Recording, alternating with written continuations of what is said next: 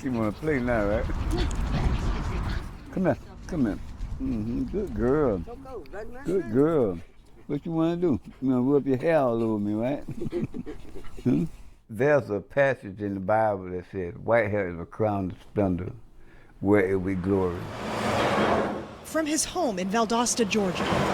Meaning, be thankful that you live long enough to get white hair, because you could have died a long time ago. You could have been killed a long time ago. Benny Wilson contacted me after watching the Okeechobee Boys. The pain is insane level pain. They were beaten. You don't know when they're going to stop. Brutalized. And if you let them know they hurt you,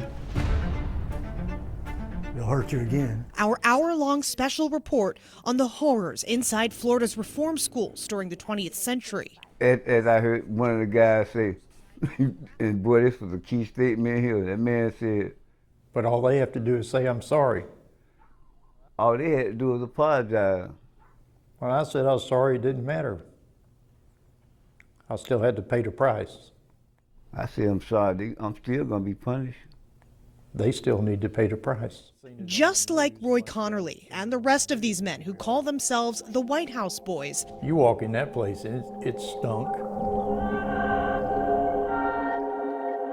Benny was sentenced to time at the Arthur G. Dozier School for Boys in the Florida Panhandle town of Marianna.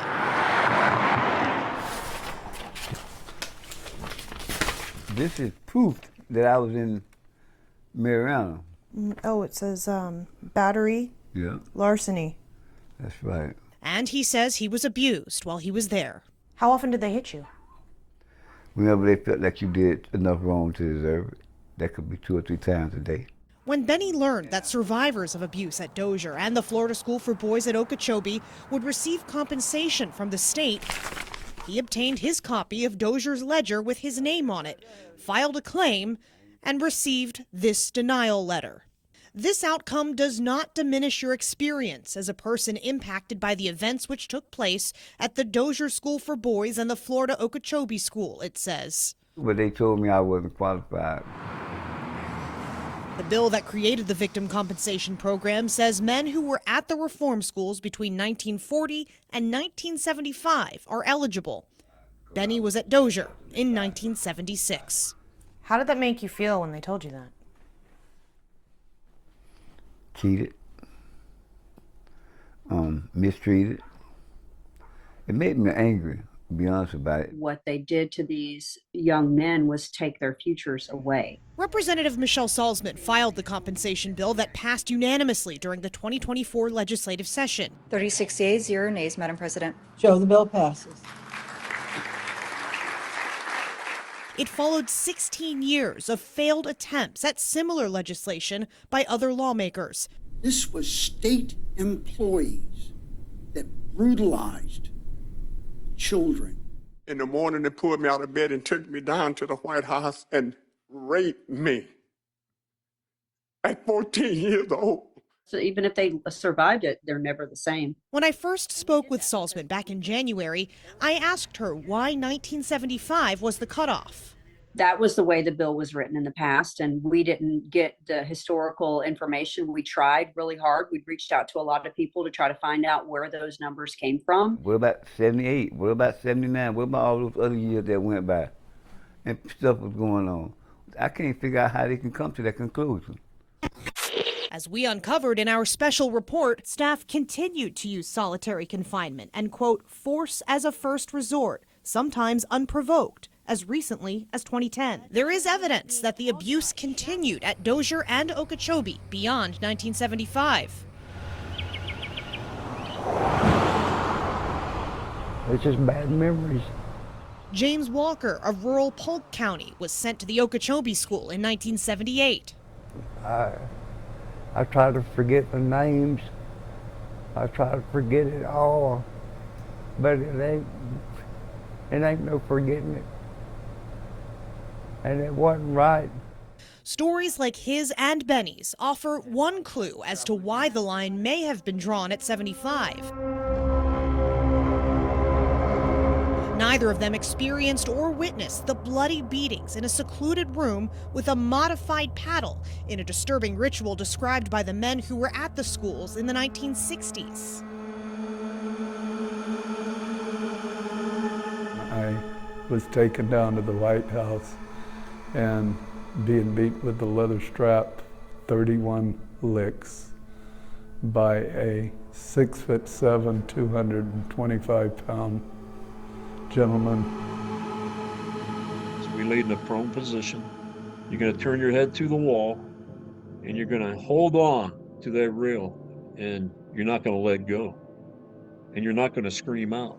And if you do, we're going to start over.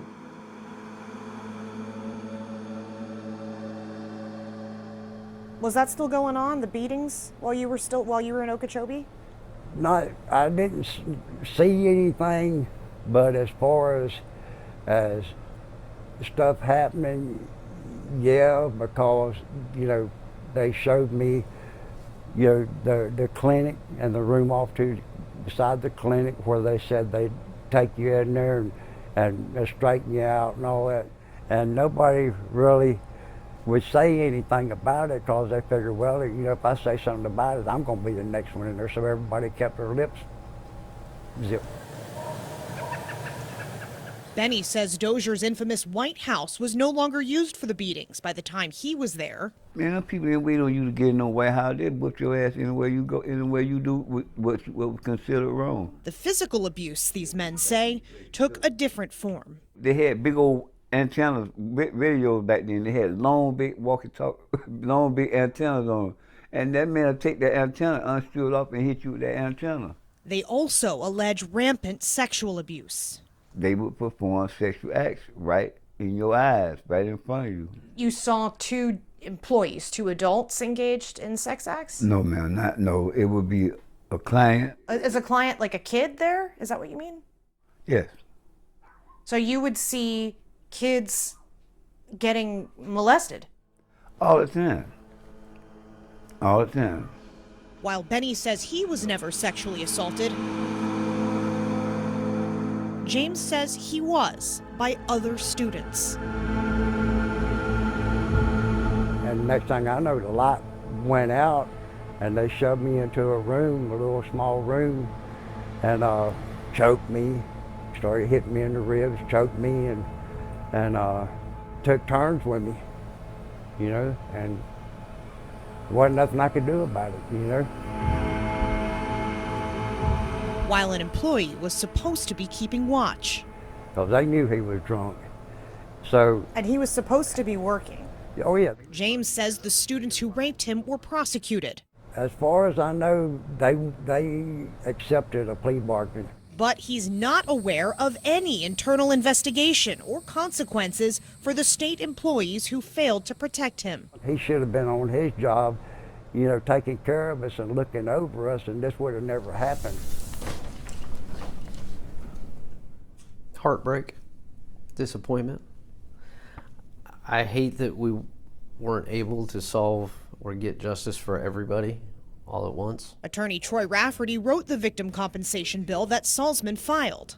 How did you arrive at 1975 as the final year for eligibility? I didn't arrive at 1975. We determined, based on discussions with all of, you know, as many of the victims as we could, with going through everything we could, it was determined that that would be the opportunity to get it passed and to help the most victims that we had, that we were aware of at the time. There's no evidence that the abuse stopped. No, it didn't stop. It's my understanding, speaking to multiple people, is that the ritualistic beatings were no longer being done by 1975. That's also what I'm told. Rafferty tells me his reasons for keeping the cutoff at 1975 were less tied to what was going on at the schools. I would have loved for it to have no time restrictions. It's just not a practical reality. Instead, his reasons were more pragmatic. Because of the age of these victims and because of some of their health conditions, I mean, these victims were dying. What we wanted to do was make sure we got some form of compensation, some form of justice for them as quickly as possible. The people who were there after 1975 are younger than the men who were there in 1963. Mm-hmm. Would you say there is any hope for these guys to get the recognition? I always think there's hope. I mean, this looked like a pretty hopeless situation as it was, even for the boys that have been going up there for, many, many years and fighting for this legislation that we just got passed. Rafferty says there might be other legal avenues for the men who were not eligible for compensation. We're going to keep fighting for every victim out there. And any hope for their cause, Rafferty says, relies on them telling their stories. Once you hear these stories, it can't help but to change you. You can't let it stand. It can't stand. Why did you decide that it was time to talk about this on camera? The closure, but I don't know if there won't be no closure. There'll never be closure. It's just something that I'm just gonna have to live with.